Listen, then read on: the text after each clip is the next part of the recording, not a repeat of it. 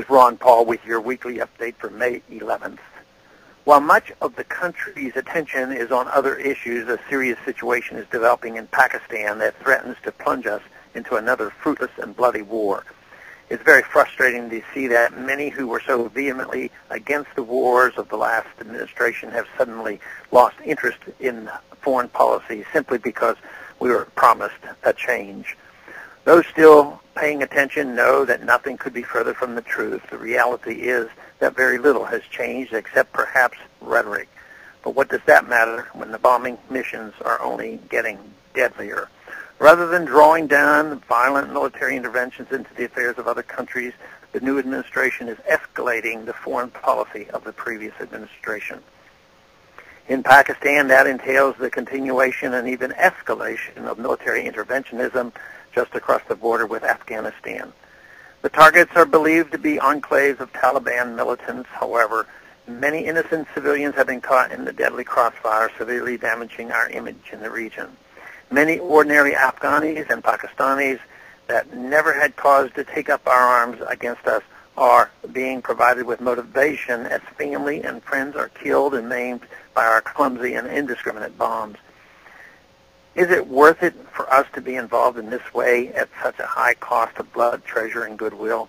Is there anything to be gained by this policy?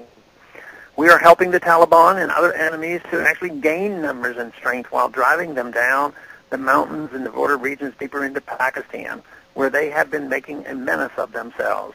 As our bombings follow them, beleaguered villagers have little choice but to leave their homes and join the swelling numbers of refugees or take up arms and join the fight against us.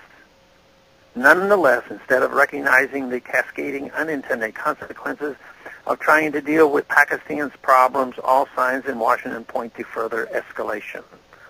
Both the House and Senate have newly introduced bills to triple foreign aid to Pakistan from $500 million to $1.5 billion, with every indication that the leadership in Pakistan is taking advantage of the situation with the Taliban to milk more aid from the U.S. taxpayer. We are broke. This is money we don't have, and it's an insult to the American people to run up the national credit card for this type of military adventurism after many Americans thought they were voting for peace. The bottom line is our involvement in Pakistan's internal problems is not making us safer. In fact, we are adding to the number of enemies and increasing the threats to our security here at home.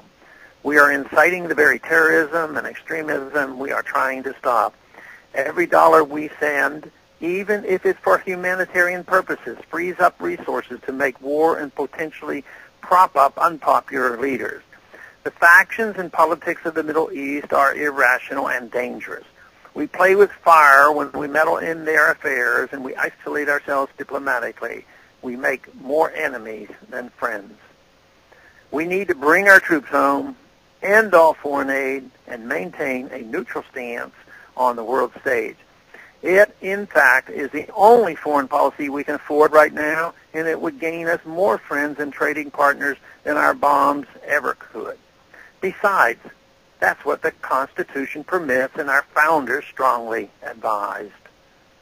Thanks for calling this update. A new update is placed on this number, 888-322-1414, every Monday morning, the written text of which can be found on my website, www.house.gov/Paul, under the heading Texas Straight Talk. Thanks for calling.